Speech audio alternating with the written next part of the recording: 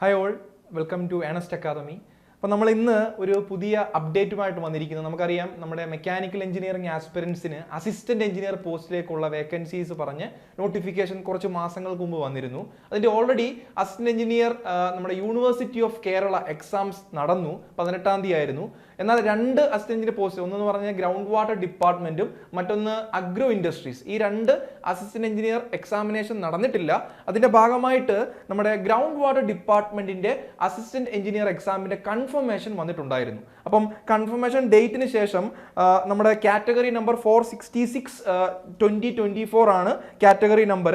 Exam date വന്നിരിക്കുന്നത് 15/12/2025 December 15-നാണ്. അപ്പം അതിന്റെ അപ്ഡേറ്റ് എന്തോന്ന് ചോദിച്ചു കഴിഞ്ഞാൽ നമ്മുടെ എക്സാമിന്റെ ടോട്ടൽ ആപ്ലിക്കൻസ് എന്ന് പറയുന്നത് 9016 ആയിരുന്നു. ഈ കൺഫർമേഷൻ ഡേറ്റിന് ശേഷം ഏകദേശം 3704ഓളം നമ്മുടെ ആപ്ലിക്കൻസിന്റെ ഇൻവാലിഡ് ആപ്ലിക്കേഷൻസ് ആയിട്ടുണ്ട്. അപ്പൊ അതനുസരിച്ച് ഇപ്പോൾ എക്സാമിന് വേണ്ടി ഉള്ള ആഫ്റ്റർ കൺഫർമേഷന് ആപ്ലിക്കൻസിന്റെ എണ്ണം എന്ന് പറയുന്നത് 5312 ആയിട്ട് ചുരുങ്ങിയിട്ടുണ്ട്. ഇതെന്തുകൊണ്ടാണ് പറയുന്നത് ചോദിച്ചു കഴിഞ്ഞാൽ സ്വാഭാവികമായിട്ടും ഇതിന് തൊട്ടു മുമ്പിൽ നടന്ന അസിസ്റ്റന്റ് എഞ്ചിനീയർ എക്സാമിന് ഏകദേശം 5018 ആയിരുന്നു കൺഫർമേഷന് ശേഷമുള്ള ആപ്ലിക്കൻസിന്റെ എണ്ണം എന്ന് പറയുന്നത്. അപ്പോൾ അതനുസരിച്ച് നോക്കുമ്പോൾ ഓൾറെഡി ഇപ്പോഴുള്ള ഗ്രൗണ്ട് വാട്ടർ ഡിപ്പാർട്ട്മെന്റിലേക്കുള്ള അസിസ്റ്റന്റ് എഞ്ചിനീയർ എക്സാമിന് 5312 ആയിട്ട് കൂടിയിട്ടുണ്ട്, കുറച്ചുകൂടെ എണ്ണം കൂടിയിട്ടുണ്ട് എന്നുള്ളതാണ് വസ്തുത. അപ്പം നമ്മൾ സിലബസ് നോക്കിയപ്പോൾ already assistant engineer mechanical engineering ആസ്പിരൻസിന് വേണ്ടിയുള്ളതാണ്.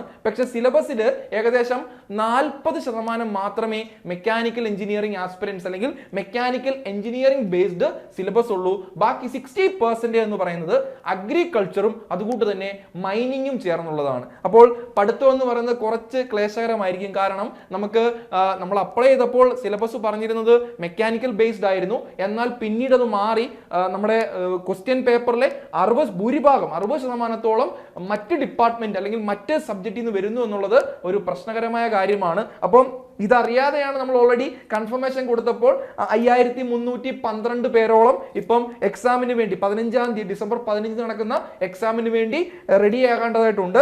അപ്പോൾ നമ്മുടെ സിലബസ് ബേസ് പഠിക്കുകയാണെങ്കിൽ നമ്മുടെ മെക്കാനിക്കൽ സബ്ജക്റ്റ് വരുന്നത് ജസ്റ്റ് 40% മാത്രമാണ്. അപ്പോൾ നമ്മൾ പഠിക്കുമ്പോൾ ഓൾറെഡി മൈനിങ്ങും പഠിക്കണം, അഗ്രികൾച്ചറും പഠിക്കണം.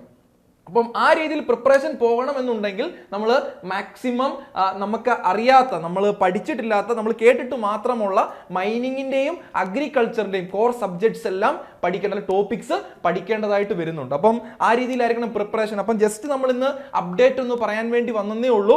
നമ്മുടെ 5312 എന്ന ഒരു നമ്പറാണ് നമുക്ക് 15-ാം തീയതി എക്സാം ഹാളിലേക്ക് പ്രതീക്ഷിക്കാൻ പറ്റുന്നത്. അപ്പോൾ വേക്കൻസിയുടെ കാര്യം പറയുകയാണെങ്കിൽ നിങ്ങൾക്ക് ഓൾറെഡി അറിയാവുന്ന കാര്യമാണ്. അസിസ്റ്റന്റ് എഞ്ചിനീയർ എക്സാം നോട്ടിഫിക്കേഷൻ വന്നപ്പോൾ 3 ഡിപ്പാർട്ട്മെന്റിലും ഒന്നില് നമ്മുടെ യൂണിവേഴ്സിറ്റി ഓഫ് കേരള ഒരു വേക്കൻസി ആയിരുന്നു. അതേകൂട്ട് തന്നെ ഗ്രൗണ്ട് വാട്ടർ ഡിപ്പാർട്ട്മെന്റിലും ഒരു വേക്കൻസിയാണ്.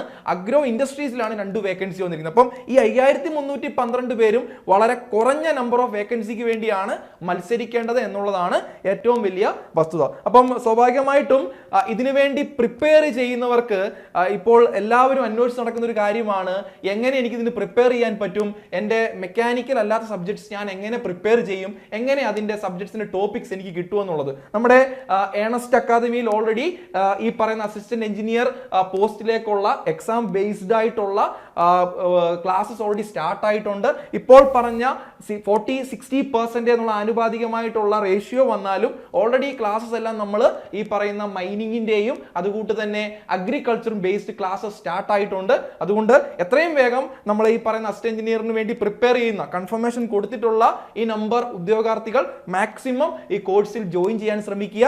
നമ്മുടെ അടൂരിലുള്ള ഏണസ്റ്റ് അക്കാദമിയിൽ ഓൾറെഡി ക്ലാസ്സസ് സ്റ്റാർട്ട് ആയിട്ടുണ്ട്.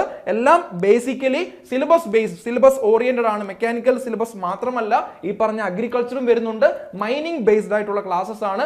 മോക്ക് ടെസ്റ്റുകളുണ്ട്. നിങ്ങൾക്ക് ഓൾറെഡി മെന്റേഴ്സിന്റെ സഹായത്തോടെ, അതായത് നമുക്കറിയാത്ത മൈനിങ് അല്ലെങ്കിൽ അഗ്രികൾച്ചർ ബേസ്ഡ് ആയിട്ട് സബ്ജക്ട് പഠിക്കേണ്ടപ്പോൾ നമ്മൾ കുറച്ചും കൂടി ആധികാരികമായിട്ട് പഠിക്കേണ്ടതായിട്ടുണ്ട്.